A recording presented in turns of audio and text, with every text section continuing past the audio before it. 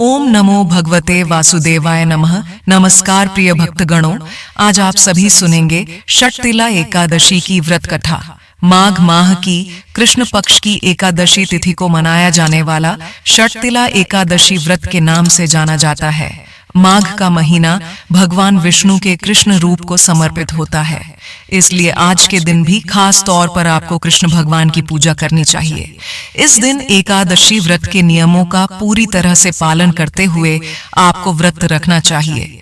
व्रत की कथा पढ़नी और सुननी चाहिए। पूजन के अंत में भगवान विष्णु की आरती करके पारण के समय तिलों का दान करना चाहिए। ऐसा करने से ही भगवान की कृपा प्राप्त होती है और सारी मनोकामनाएं पूर्ण हो जाती हैं। आइए सुनते हैं षटतिला एकादशी की व्रत कथा।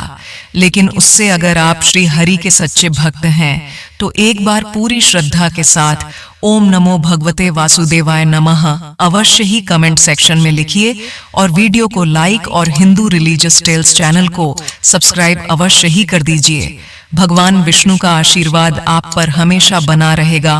प्रिय भक्तगणों, भगवान श्री कृष्ण के श्रीमुख से एकादशी व्रतों का महत्व सुनकर श्रद्धा पूर्वक उन्हें प्रणाम करते हुए धर्मराज युधिष्ठिर ने कहा है, हे केशव, आपके श्रीमुख से एकादशी की कथाएं सुनकर मुझे असीम आनंद की प्राप्ति हुई है। हे मधुसूदन, कृपा कर अन्य एकादशियों का महत्व बताने की भी कृपा करें। भगवान श्री कृष्ण मुस्कुराते हुए धर्मराज से कहने लगे हैं, हे धर्मराज, अब मैं माघ मास के कृष्ण पक्ष की षटतिला एकादशी व्रत की कथा सुनाता हूँ। ध्यान पूर्वक सुनो। एक बार दालव्य ऋषि ने पुलत्स ऋषि से पूछा है, हे ऋषि, श्रेष्ठ मनुष्य मृत्यु लोक में ब्रह्म हत्या आदि महापाप करते हैं और दूसरों के धन की चोरी और दूसरों की उन्नति देखकर ईर्ष्या रखते हैं। ऐसे महापाप मनुष्य क्रोध, ईर्ष्या, आवेग और मूर्खतावश करते हैं। बाद में शोक करते हैं, पछताते हैं कि हाय, यह हमने क्या किया है। हे महामुनि, ऐसे मनुष्यों को नरक से बचाने का क्या उपाय है? कोई ऐसा उपाय बताने की कृपा करें जिससे कलयुग में ऐसे मनुष्यों को घोर नरक से बचाया जा सके, अर्थात उन्हें नरक की प्राप्ति ना हो। ऐसा कौन सा दान पुण्य है जिसके प्रभाव से नरक की यातना से बचा जा सकता हो? हे मुनिवर, कृपा कर इन सभी प्रश्नों का हल आप कृपा पूर्वक बताइए। तब दालव्य ऋषि की बात सुनकर पुलत्स ऋषि कहने लगे, हे मुनि श्रेष्ठ, आपने मुझसे अत्यंत गूढ़ प्रश्न पूछा है। इससे संसार के मनुष्यों का भला होगा। इस रहस्य को देवराज इंद्र आदि देवता भी नहीं जानते। वही रहस्य अब मैं आपको अवश्य ही बताऊंगा। माघ मास आने पर मनुष्य को स्नान आदि से शुद्ध होना चाहिए और इंद्रियों को वश में करके काम, क्रोध, लोभ, मोह, ईर्ष्या तथा अहंकार आदि से सर्वथा बचना चाहिए। पुष्य नक्षत्र में गोबर, कपास, तिल मिलाकर उपले बनाने चाहिए और इन उपलों से 108 बार आहुति देनी चाहिए। जिस दिन मूल नक्षत्र और एकादशी तिथि हो तब अच्छे पुण्य देने वाले नियमों को ग्रहण करना चाहिए। स्नान आदि नित्य कर्मों से देवों के देव भगवान श्री हरि का पूजन और भजन कीर्तन करना चाहिए। एकादशी के दिन अपनी सामर्थ्य के अनुसार फलाहार या निर्जल रहकर उपवास रखें।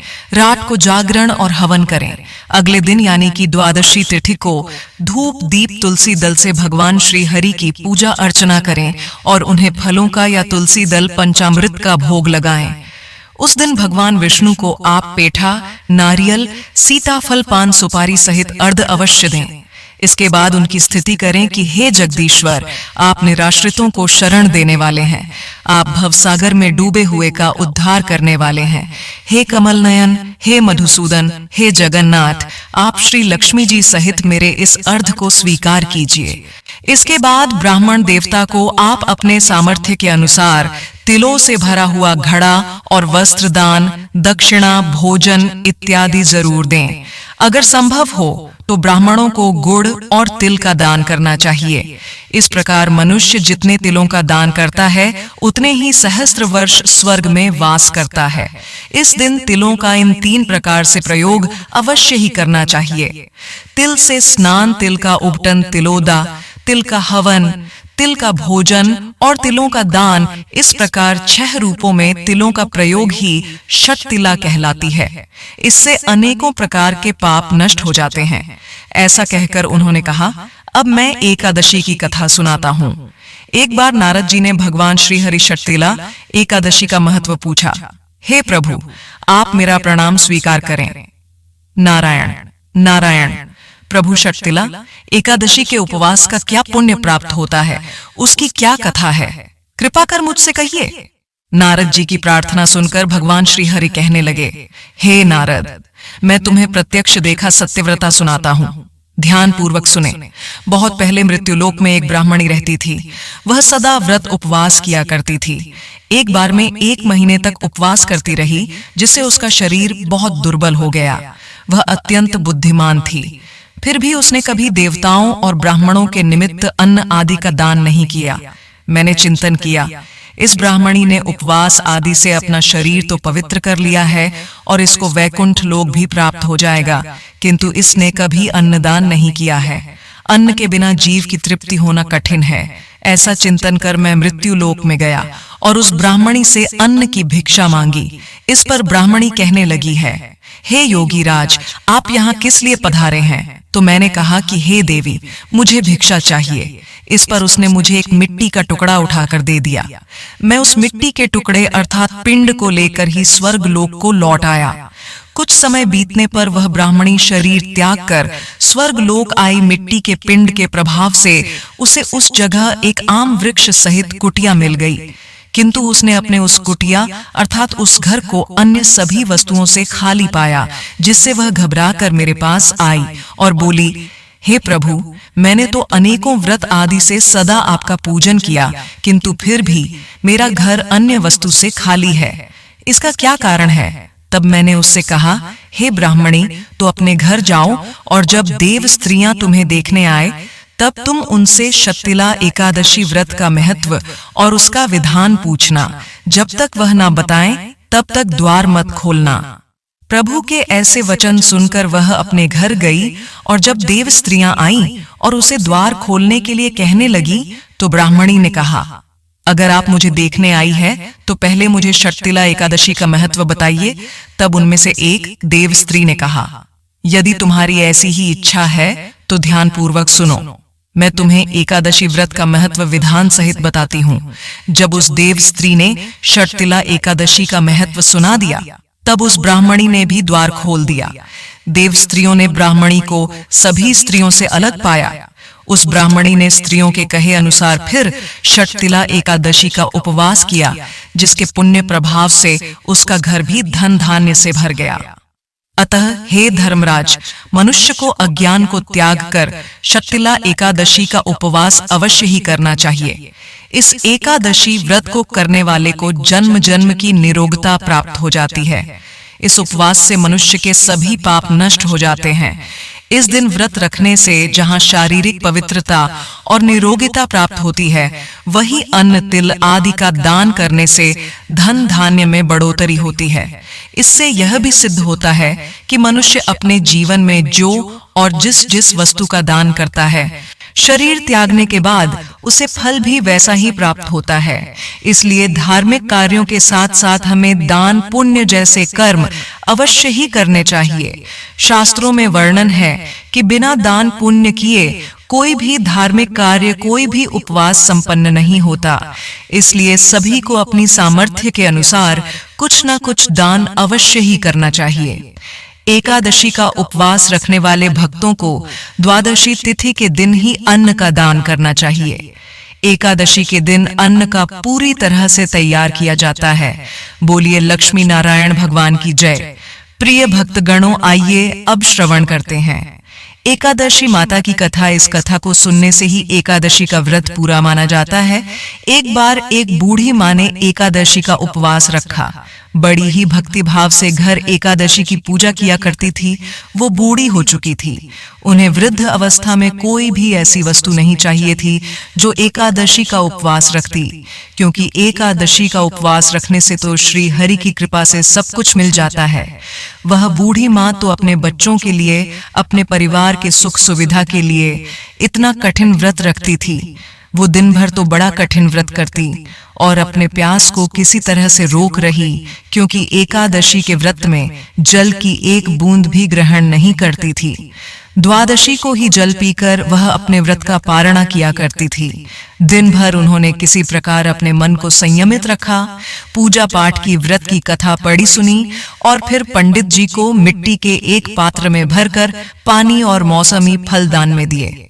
दोना भरकर शक्कर भी वितरित की। उन्हें गर्मी के कारण बड़ी बेचैनी हो रही थी। एक तो निराहार और निर्जल रहकर उपवास रखा था और उनको प्यास भी अधिक सता रही थी। इस कारण उन्होंने सोचा कि चलो पानी में बैठूं, इससे शायद थोड़ी शांति मिले। ऐसा सोचकर वो पानी में बैठी रही। पानी से बार बार कुल्ला करती और मुंह हाथ धोती रही। तब कहीं जा उन्हें थोड़ा बहुत चैन मिला। एक तो धूप तेज की पड़ रही थी, इस कारण बार बार बूढ़ी माँ का मुंह सूखा जा रहा था। बूढ़ी माँ बड़ी बेचैन हो रही थी। एक तो बुढ़ापा और दूसरी भयंकर गर्मी। बुढ़ापे की स्थिति ही कुछ ऐसी होती है, बड़ी मुश्किल से धीरज बन पाता है। अब किसी प्रकार पूरा दिन कट पाया। अब बूढ़ी माँ के सामने पहाड़ सी लंबी रात थी, जिसका कट पाना बड़ा ही मुश्किल दिखाई दे रहा था। चारपाई पर पड़ी हुई माँ को किसी प्रकार भी शांति नहीं मिल रही थी। बार बार प्यार की मारे गला सूख रहा था और वह इस प्रकार बेचैन होकर करवटें बदलती जा रही थी। कई बार उठकर वे घर के बाहर जाती, फिर अंदर आ जाती। न उन्हें घर के अंदर शांति मिल रही थी, न बाहर। घर में पड़ी पड़ी वे एकादशी माता को याद कर रही थी और मन में ध्याती रही कि हे माता, आप मेरी लाज रखिएगा, आप ही मुझे शक्ति दीजिएगा ताकि मैं भली भांति आपका व्रत कर सकूं और यह पहाड़ सी रात चैन से बीत जाए। प्यास के कारण बूढ़ी माँ की बेचैनी तो बढ़ ही रही थी। उन्होंने धैर्य रखने का बहुत प्रयास किया, लेकिन आखिरकार उनकी सहनशीलता की टूट गई और वे घबराकर प्यास के मारे एकदम चिल्ला पड़ी, बचाओ बचाओ। बूढ़ी माँ का चिल्लाना सुनकर उनके परिवार के सभी सदस्य उनके आसपास इकट्ठा हो गए और बूढ़ी माँ की चारपाई के आसपास पहुंच गए। अम्मा जी, क्या हुआ आपको? क्यों चला रही हो? और जब आपसे व्रत नहीं रखा जाता तो इस बुढ़ापे में इतना कठिन व्रत क्यों कर रही हो? अम्मा जी, अगर शरीर में ताकत है तभी तो भक्ति हो पाएगी। आप पानी पी लीजिए। बूढ़ी माँ अपने परिवारजनों से बोली, मेरे तो प्यार के मारे प्राण ही निकले जा रहे हैं। जरा जल्दी से मेरी छाती पर ठंडे पानी का घड़ा तो रख दो। नातियों ने दौड़कर दादी की छाती पर ठंडे पानी का बर्तन रख दिया। तब कहीं जाकर उन्हें थोड़ा बहुत सुकून मिला और जब सुकून मिला तो थोड़ी देर के लिए उन्होंने अपनी आंखें बंद कर लीं। इधर एकादशी माता सोचने लगी, यह है तो बूढ़ी माँ, लेकिन बड़े नियम से मेरा व्रत रखती है, चलकर इनकी परीक्षा लेनी चाहिए। ऐसा विचार कर एकादशी माता आधी रात को मुर्गा बनकर कुकड़ुकू करने लगी। मुर्गे की तेड़ सुनकर बूढ़ी माँ जल्दी से उठी और बाहर जाकर आसमान की ओर देखा, लेकिन आसमान में तो कहीं भी उन्हें सुबह का तारा दिखाई नहीं दिया। अब वे सोचने लगी कि फिर ये मुर्गा क्यों और कैसे बोल गया। एक तो उन्हें प्यास लग रही थी, अब थोड़ा बहुत उनका मन ही परचम होने लगा। आखिरकार उन्होंने दृढ़ निश्चय किया, अब तो मैं इस व्रत को पूरा करके ही छोड़ूंगी, फिर चाहे व्रत पूरा होने तक मेरे प्राण ही क्यों ना निकल जाए। मन में ऐसा पक्का निश्चय करके वह वापस चारपाई पर आकर लेट गई। थोड़ी ही देर के बाद एकादशी माता ने उनकी फिर से परीक्षा लेनी चाहिए, तो वह एक छोटी सी कन्या का रूप धरकर गिलास में मीठा पानी लेकर उनके सिरहाने खड़ी हो गई और जोर से बोली, दादी जी, सवेरा हो गया है, आप हाथ मुंह धोकर शरबत पी लीजिए। पहले तो शरबत का भरा हुआ गिलास देखकर बूढ़ी माँ का मन ललचाने लगा। प्यास के मारे गला सूख रहा था, किंतु अचानक उनको याद आया कि उनका तो एकादशी का उपवास। फिर उन्होंने सोचा कि अभी तक किसी भी तरह से ये शरबत नहीं पी सकती और फिर वह चुपचाप वापस अपनी चारपाई पर लेट गई। तभी उन्हें आंख लगी और उन्हें एहसास हुआ कि मानो किसी ने उन्हें पानी से भरे हुए कुएं में पटक दिया हो। बहुत देर तक उस कुएं में हाथ पांव चलाती रही, लेकिन इस बीच उन्होंने अपने मुंह में पानी की एक बूंद भी नहीं जाने दी, क्योंकि उनका एकादशी का उपवास जो था और वह पक्के निश्चय के साथ अपना व्रत पालन करती रही। थोड़ी ही देर में ऐसा लगा मानो सामने जैसे आग जल रही हो। आग के कारण बड़ी भारी गर्मी लगने लगी। प्यास के मारे उनके प्राण निकलने लगे। लेकिन इतना सब होने के बाद भी बूढ़ी माँ ने पानी की एक बूंद भी नहीं पी। वह तो बस चारपाई पर बैठी बैठी एकादशी माता का ध्यान करती रही। सवेरा होने में कुछ ही समय है, यह जानकर बड़ी तसल्ली के साथ इधर उधर घूमने लगी। एकादशी माता अब तक यह बात अच्छी तरह से समझ गए कि इन बूढ़ी माँ को किसी भी प्रकार से अपने व्रत नहीं डाला जा सकता। वे उनके सत्यव्रत को भली भांति समझती थी। अब सवेरा हो गया तो बूढ़ी माँ ने स्नान किया, भगवान श्रीहरि का पूजन किया, फिर एकादशी माता की कथा सुनी, ब्राह्मणों को दक्षिणा देकर भोजन कराया, तो कहीं जाकर उन्होंने जल ग्रहण किया। कन्याओं को भोजन कराने के बाद बूढ़ी माँ ने स्वयं भोजन किया और इसके प्रभाव से बूढ़ी अम्मा की आयु में वृद्धि हो गई। उनका घर परिवार हरा भरा हो गया। अब उनके घर में किसी भी चीज का कोई अभाव नहीं रहा। उनका घर हर प्रकार के सुख साधनों से भर गया। नाती नातिन से उनका घर पर गया और वह उसी दिन से 12 महीने की एकादशी का व्रत करने लगी। एकादशी माता के व्रत के पुण्य प्रताप से इस संसार में हर प्रकार के सुख भोग कर वह बूढ़ी माँ अंत में भगवान विष्णु के धाम कुछ चली गई। एकादशी माता ने और बूढ़ी माँ को और उनके परिवार को हरा भरा किया। वैसे ही है एकादशी माता, हम सभी की मनोकामनाएं पूर्ण कीजिएगा। प्रेम से बोलिए श्री लक्ष्मी। अब सुनिए ठाकुर जी और उनकी एक अद्भुत लीला की कथा। एक बार अड़ैया नाम के एक बहुत ही भोले भाले नवयुवक थे। अढ़ाई कहते हैं 2.5 किलो को, और उनका नाम अड़ैया इसलिए पड़ा क्योंकि उनका आहार यानी भोजन कम से कम 2.5 किलो का होता था। माता पिता की मृत्यु के बाद अब उन्हें 2.5 किलो आटे की रोटी खिलाने वाला कोई बचा ही नहीं। अब जब भोजन की कमी पड़ने लगी तो वे एक आश्रम में गए और उन्होंने कहा कि हमें नौकरी पर रख लीजिए। साथ ही उन्होंने आश्रम वालों को बताया कि वह तो 2.5 किलो भोजन पाते हैं। आश्रम वालों ने कहा कि वहां तो भंडारा चलता है, तो 2.5 किलो भोजन की व्यवस्था तो हो ही जाएगी। अब उन्होंने अड़ैया जी से पूछा कि आप क्या सेवा कर सकते हैं। तो अड़ैया जी ने कहा, जो आप सेवा बताए और सिखाएंगे मैं वो सब कर लूंगा। तो उन्हें गैया चराने की सेवा दे दी गई और उन्हें बताया गया कि वैष्णव सिद्धांत का पालन करते हुए आप जब गाय चराने जा रहे हो तब यहाँ से आटा और सब्जी साथ लेकर जाएं, जंगल में भोजन पकाएं, ठाकुर जी को भोग लगाकर फिर आप प्रसाद पाए। अड़ैया जी कहने लगे, लेकिन हमें तो भोग लगाना आता ही नहीं। अब आश्रम से उन्हें आज्ञा मिली कि जैसे ही भोग तैयार हो जाए तो भगवान को बुला लीजिएगा, वह भोग लगा लेंगे, उसके बाद आप प्रसाद पा सकते हैं। अब अड़ैया जी गाय लेकर चराने के लिए गए तो साथ में उन्होंने गोबर के उपले बीन लिए और 2.5 किलो आटे की बाटी बना ली और आलू का भरता भी बना लिया। फिर कहने लगे, गुरुदेव के ठाकुर आइए भोग लगाइए। जो श्री राम बड़े बड़े ऋषि मुनियों की साधना से भी नहीं आते थे, वह उस भोले भाले भक्त के पुकारने पर स्वयं आ गए। और अड़ैया जी ने जब आंखें खोलकर देखा तो धनुष धारण किए हुए श्री राम सामने खड़े थे। अड़ैया जी ने कहा, आप कौन हो? तब भगवान कहने लगे कि लोग हमें श्री राम कहते हैं। आपने ही तो कहा कि गुरुदेव के ठाकुर आइए और हम तुम्हारे गुरुदेव के ठाकुर ही हैं, तो हम आ गए। तब श्री राम ने कहा कि आलू के भरते की तो बड़ी अच्छी खुशबू आ रही है, हम भी तुम्हारे साथ खाएंगे। अड़ैया जी ने कहा, हमें तो लगा बस आपको भोग लगाना होता है, आप सच में खाते हैं क्या? तो श्री राम जी कहने लगे, हम सबका नहीं खाते, लेकिन आप जैसे भक्त जब पुकारते हैं तो हम उनका जरूर पाते हैं।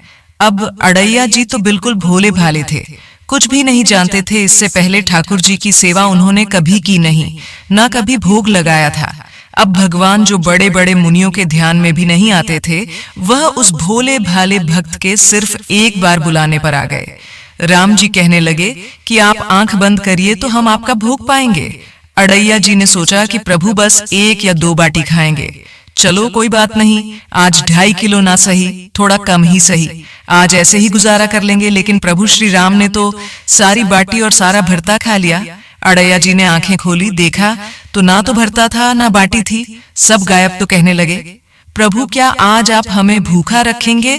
तो भगवान श्री राम कहने लगे, जानते हो आपके गुरुदेव ने भोग लगाने के लिए क्यों कहा? क्योंकि आज एकादशी है, इसलिए उन्होंने आपको आटा दे दिया और कहा था कि आप खुद पका के भोग लगा लेना। अब वो आपको रोज आटा और सब्जी दे देंगे और आप पकाने के बाद हमें बुला लेना। तो अड़ैया जी ने पूछा, आप रोज आएंगे? तो श्री राम जी ने बोला कि आप रोज बुलाएंगे तो हम रोज आ जाएंगे। अब अड़ैया जी आश्रम पर जाकर अपने गुरुजी से बोले कि गुरुजी, आज तो आपके ठाकुर जी आए थे और हमारी सारी वाटी खा गए। कल से हम 5 किलो आटा लेकर जाएंगे, 2.5 किलो आपके ठाकुर जी के लिए और 2.5 किलो हमारे खुद के लिए। सुनकर गुरुदेव जी को तो हंसी आ गई। सोचने लगे कि 2.5 किलो आटा भीन के लिए कम पड़ने लगा। तो उन्होंने भंडारी से कहा कि पूछने की जरूरत नहीं है, यह जो भी मांगे इन्हें दे दीजिएगा। अगले दिन अड़ैया जी फिर से गाय लेकर जंगल पहुंचे। गायों को चराने के लिए छोड़ने के बाद उन्होंने चूल्हा तैयार किया, बाटी और भरता बनाया। पत्तल में भोजन परोस के उन्होंने आंखें बंद की और बोले, गुरुदेव के ठाकुर जी पधारिए। आंखें खोलकर देखा तो आज तो श्री राम जी के साथ सीता जी भी आई थी। अड़ैया जी ने पूछा, यह कौन है? तो श्री राम कहने लगे, यह तो हमारी अर्धांगिनी है। तो कल क्यों नहीं बताया था आपने कि आपकी अर्धांगिनी भी है? क्या यह भी भोजन करेंगे हमारे साथ? अड़ैया जी ने पूछा। तो प्रभु श्री राम कहने लगे, यह भी हमारे जितना ही पाती है। तब अड़ैया जी कहने लगे, भोग लगाइए गुरुदेव के ठाकुर उनके। ऐसा कहते ही माता सीता और प्रभु श्री राम जी सारी बाटी खा गए। अब अड़ैया जी आश्रम में गए और गुरुदेव से कहने लगे कि गुरुदेव, कल से 1.5 किलो आटा लगेगा। आज तो आपके ठाकुर जी अपनी पत्नी को भी साथ लेकर आए थे। आश्रम में किसी को भी उनकी बातों पर विश्वास नहीं हो रहा था। उन्हें लगा कि शायद अड़ैया जी गायों को भी बाटी खिला देते होंगे। अब आज्ञा हुई कि उन्हें 7.5 किलो आटा दे दिया जाए। अगले दिन उन्हें बाटी बनाते बनाते दोपहर के 3 बज गए। पत्तल में परोसकर उन्होंने बोला, गुरुदेव के ठाकुर पधारो। इस बार श्री राम तो अपने साथ लखन जी और माता सीता जी दोनों को लेकर आ गए। अड़ैया जी ने फिर पूछा, आज यह कौन आ गए आपके साथ? श्री राम जी बोले, इन्हें नहीं जानते, ये तो हमारे छोटे भाई हैं। तो अय्या जी बोले, अगर आप पहले बता देते तो हम व्यवस्था करके आते। अब जितना भोजन मैंने बनाया उतना तो हम सबके लिए कम पड़ जाएगा। तो श्री राम जी ने लक्ष्मण जी से कहा कि बहुत सरल भक्त है, तुम नाराज मत होना। जब वे तीनों चले गए भोजन पाकर, तो अड़ैया जी ने पतलों में से जो जूठन बची थी वह खुद खा ली। आज उनको एक अद्भुत आनंद महसूस हुआ। अगले दिन वह फिर से आश्रम से 10 किलो आटा मांगने लगे। उन्होंने बताया कि गुरुदेव, आज तो आपके ठाकुर जी के साथ एक गोरे गोरे भाई भी आए थे। अब गुरुदेव जी सोच रहे थे कि भला इस भोले भाले भगत को श्री राम, सीता जी और लखन जी का अनुभव कैसे हो सकता है। अड़ैया जी ने आज 10 किलो आटा लिया, जंगल गए, वाटी बनाई और फिर बोले, गुरुदेव के ठाकुर पधारो। आज तो उन्होंने देखा कि आज तो साथ में विशाल गदा लिए हनुमान जी भी आ गए। अब उन्होंने राम जी से पूछा, आज ये कौन है? तो श्री राम जी कहने लगे, यह तो हमारे प्रिय सेवक हैं हनुमान जी। तो अड़ैया जी कहने लगे, प्रभु, अगर एक बार में ही बता देते कि आपके कुल में कितने लोग हैं तो हम उतने ही भोजन का इंतजाम करके आते। आप एक बार बता तो दीजिए कि कुल कितने लोग हैं, तो हम अपने गुरु जी से जाकर कह देंगे। यह सब बातें अड़ैया जी श्री राम जी से कह रहे थे। तब श्री राम जी ने हनुमान जी से कहा, गुस्सा मत होना, यह बहुत ही निराला भक्त है हमारा। अब कोई बात नहीं, जितना भोजन था वह सभी को पवाना था। तो अड़ैया जी ने सबसे कहा कि प्रसाद पाइए प्रभु। सबने ने प्रसाद पाया और जो बच गया था वह सब हनुमान जी ने खत्म कर दिया। आज फिर वापस जाकर अड़ैया जी ने गुरुदेव से कहा, गुरुदेव, कल से तो आप मुझे 5 किलो आटा और दे दीजिएगा। आज तो आपके प्रभु के साथ एक विशाल सेवक भी आए थे। अड़ैया जी की बातें सुनकर गुरुदेव को आज बहुत रोमांच हुआ। उन्होंने सोचा कि क्या प्रभु सच में करुणा करके इस भक्त को दर्शन दे रहे हैं। उन्होंने सोचा कि अगली बार ये वापस आए तो मैं इनकी परीक्षा लूंगा। इस बार वो 15 किलो आटा लेकर गए, बाटी बनाई और फिर बोले, गुरुदेव के ठाकुर पधारो। अब राम जी पधारे। साथ में आज 2 और लोग भी थे। तो उन्होंने श्री राम जी से पूछा, प्रभु, अब ये कौन है? तो राम जी कहने लगे, यह तो हमारे 2 और भाई हैं, भरत और शत्रुघ्न। फिर से आज सबने प्रसाद पाया। अब अड़ैया जी वापस आश्रम में आ गए तो गुरुदेव से कहा, गुरुदेव, कल से तो 20 किलो वाली आटे की बोरी ही दे दीजिएगा। अब आपके ठाकुर के साथ इतने और ठाकुर आते हैं कि वो तो सब कम पड़ जाता है, और आपके तो इतने ठाकुर हैं, फिर तो हम उनके लिए अब दिन भर भोग ही बनाएंगे। अब अगले दिन अब बहुत सारी व्यवस्था करके गए, आटे की बोरी भी लेकर गए, जंगल में ले जाकर गायों को चरने के लिए छोड़ दिया और एक पेड़ के नीचे सारी सामग्री रख दी। लेकिन आज उन्होंने कुछ भी नहीं पकाया और आवाज लगाई, गुरुदेव के ठाकुर पधारिए। अब प्रभु श्री राम आ गए। आए तो कहने लगे, आज तो कुछ भी खुशबू नहीं आ रही है, क्यों, कुछ बनाया नहीं क्या? तो अड़ैया जी बोले, प्रभु आपके साथ तो आपकी पत्नी है, सेवक है, इतने दिन से आप हमारे हाथ का प्रसाद पा रहे हैं, आज हम आपके हाथ का पाना चाहते हैं। अब तो प्रभु ने सीता जी की तरफ देखा कि यह तो बहुत अलबेला भक्त है, सीता जी अनंत सामर्थ्यशाली है और सभी शक्तियों की स्वामिनी है। अड़ैया जी ने प्रभु से कहा, प्रभु हमने ना लकड़ी और ना ही उपला इकट्ठा किया है, आपकी ये जो सेवक है इनसे कहिए यह भी तो कुछ करें। तो श्री राम जी ने हनुमान जी से उपला और लकड़ियां इकट्ठा करने को कहा, लक्ष्मण जी को चूल्हा जलाने को कहा और मैया सीता जी भोजन पका रही थी। तब उन्होंने प्रभु से कहा कि आप भोजन बनाइए, तब तक हम गायों को इकट्ठा करके आते हैं। अब वो भागकर आश्रम में गए और गुरुदेव से बोले कि गुरुदेव, आज तो हमने आपके ठाकुर के पूरे परिवार को फंसा लिया है, आज तो सारे ठाकुर मिलकर रोटी और बाटी बना रहे हैं गुरुदेव, चलिए जल्दी चलिए गुरुदेव, आपको शंका होती थी ना, आज आप उनके हाथ से बना भोजन ग्रहण कीजिए। अब गुरुदेव ने सोचा, यह तो पागल आदमी है राम जी, जो बड़े बड़े योगियों के ध्यान में भी नहीं आते, वह भला कैसे गवार आदमी जिसको कोई नाम तक जपना नहीं आता था, कोई ग्रंथ पढ़ना नहीं आता, उसके भला सामने कैसे आ सकते हैं। लेकिन उन्होंने सोचा कि भगवान की दयालुता पर तो संशय करना ही नहीं चाहिए, चलकर देख लेते सच्चाई क्या है। गुरुदेव निरंतर भजन परायण थे तो प्रभु के दर्शन के अधिकारी तो थे ही। अब जब वे वहां पहुंचे तो वहां तो पूरा का पूरा राम दरबार उपस्थित था। अब उन्होंने प्रभु के चरणों में साष्टांग प्रणाम किया और कहने लगे, प्रभु यह आपकी लीला समझ में नहीं आई।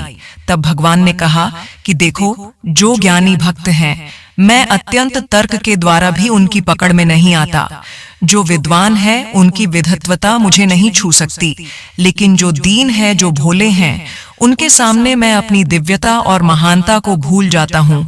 देखो, तुम्हारे इस भक्त की आज्ञा पर हमारा पूरा परिवार इनकी सेवा में लगा हुआ है। ऐसा कहकर प्रभु श्री राम गुरुदेव जी और उनके भक्त अड़ैया जी को दर्शन देकर कृतार्थ कर अपने परिवार सहित वहीं अंतर्ध्यान हो गए। तो अड़ैया जी में कोई नाम जप या कोई पूजा पाठ की दिनचर्या तो थी नहीं, लेकिन उन्होंने अपने गुरु वे की हर आज्ञा का पालन किया।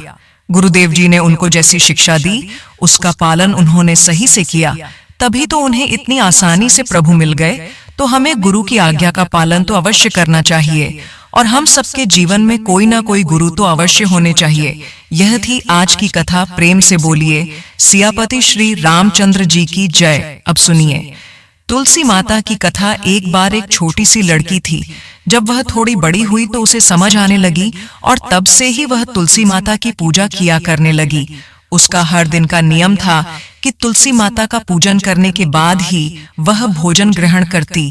जब वह लड़की विवाह के लायक हुई तो एक दिन उसके माता पिता ने उसके लायक लड़का ढूंढकर उसका विवाह करवा दिया। लड़की को उसके माता पिता ने दहेज में एक तुलसी का गमला भी दिया, क्योंकि वे जानते थे कि उनकी बेटी को तुलसी पूजन कितना प्यारा है और वे बिना तुलसी के पूजन किए कुछ खाती भी नहीं ससुराल में। अब वह लड़की हर दिन सुबह उठते ही पूजा करती, तुलसी की पूजा करती, फिर उसके बाद ही खाना खाने बैठती थी। उसकी 2 जिठानियां भी थीं। वे दोनों उसको इस तरह पूजा करता देखती तो खूब मजाक उड़ाती कि बड़ी नियम धर्म वाली बनती है। उन दोनों को उस लड़की से बहुत ईर्ष्या भी होती थी, इसलिए अक्सर वे दोनों तुलसी जी का गमला छुपा दिया करती। लड़की बड़ी मुश्किल से ढूंढ ढांड कर वह गमला लाती, अच्छे से साफ करती और फिर पूजा करती और उसके बाद कुछ खाती थी।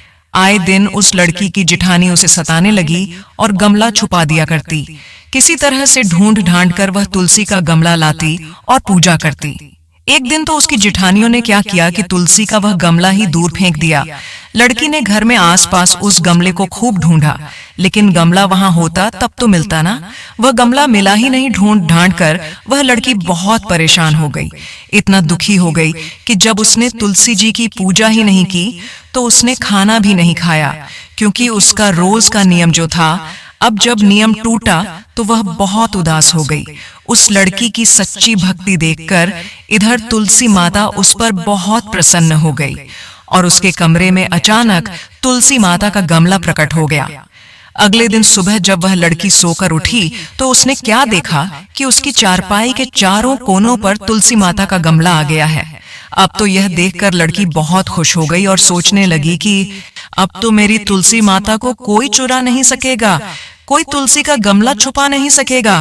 पूजा करने के लिए भी मुझे अब कहीं और नहीं जाना पड़ेगा। अब तो मेरी तुलसी माता को कोई फेंक भी नहीं सकेगा। यह सोचकर बहुत खुश हो गई और जल्दी से उठकर उसने स्नान किया और तुलसी माता की पूजा कर ली। पूजा करने के बाद जब वह खाना खाने बैठी तो उसकी जेठानी उसका मजाक उड़ाने लगी। कहने लगी, लो देवरानी का नियम धर्म पूरा हो गया। दरअसल उन्होंने ऐसा इसलिए कहा क्योंकि उन्होंने तो जानबूझकर तुलसी का गमला बहुत दूर फेंक दिया था और उन्हें यह लग रहा था कि देवरानी ने आज तुलसी की पूजा नहीं की और बिना पूजा किए ही खाना खाने बैठ गई। तब दोनों जेठानी या देवरानी को ताना देते हुए कहने लगी, हो गया तुम्हारा नियम धर्म पूरा कर ली तुमने। तुलसी की पूजा तो देवरानी धीरे से बोलने लगी, हाँ मैंने पूजा कर ली। जेठानी कहने लगी, अरे कहां से कर ली पूजा, गमला तो हमने फेंक दिया था। ऐसा कहकर जेठानी हंसने लगी तो देवरानी कहने लगी, देख लो मेरे कमरे में खाट पर तुलसी जी लगी हुई है। अंदर जाकर जेठानियों ने देखा तो बहुत शर्मिंदा हुई और बोली, देवरानी तुम्हारी भक्ति में बहुत सच्चाई है, हमने तुम्हें बहुत परेशान किया, हमें क्षमा कर दो। तब भोली भाली देवरानी ने अपनी जेठानी को क्षमा कर दिया और तब से देवरानी और जेठानी मिलकर तुलसी जी की पूजा करने लगी और उनके घर में सुख समृद्धि के भंडार भर गए और उनके सभी दुख दूर हो गए। हे तुलसी माता, जैसे निर्मल बुद्धि आपने जेठानी की और जैसे उन सब के घर में सुख समृद्धि के भंडार भरे, वैसे ही इस कथा को कहने और सुनने वाले सभी भक्तों के घर में भरना। प्रेम से बोलिए तुलसी माता की जय।